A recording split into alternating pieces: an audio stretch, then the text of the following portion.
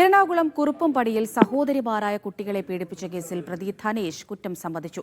കൂടുതൽ കുട്ടികളെ വീട്ടിലേക്ക് കൂട്ടിക്കൊണ്ടുവരാൻ മൂത്ത കുട്ടിയോട് പ്രതി ആവശ്യപ്പെട്ടു. പെൺകുട്ടികളുടെ അമ്മയുടെ പങ്കും അന്വേഷിക്കുമെന്ന് പെരുമ്പാവൂർ ASP ശക്തി സിംഗ് ആര്യ പറഞ്ഞു.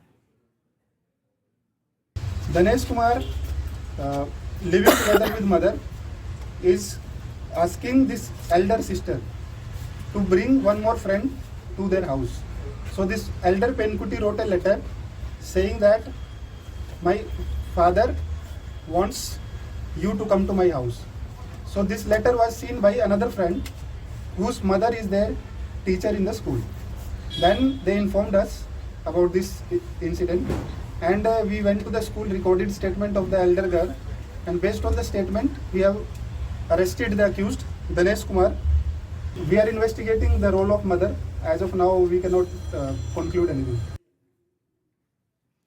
മുഹ്സിന സു വിവരങ്ങൾ നൽകാനായി ചേരുന്നുണ്ട്. മുഹ്സിന, ഈ പ്രതി ധനേഷ് ഇയാൾ കുറ്റം സമ്മതിച്ചോ?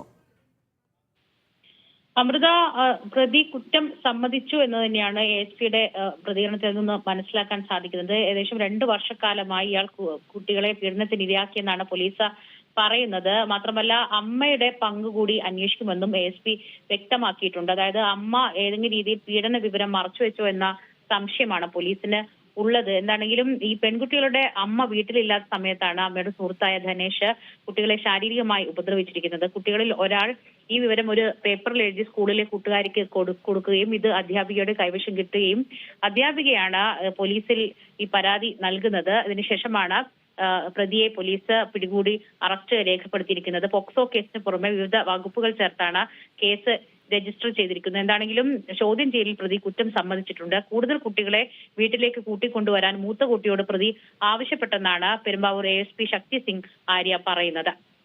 അമൃത.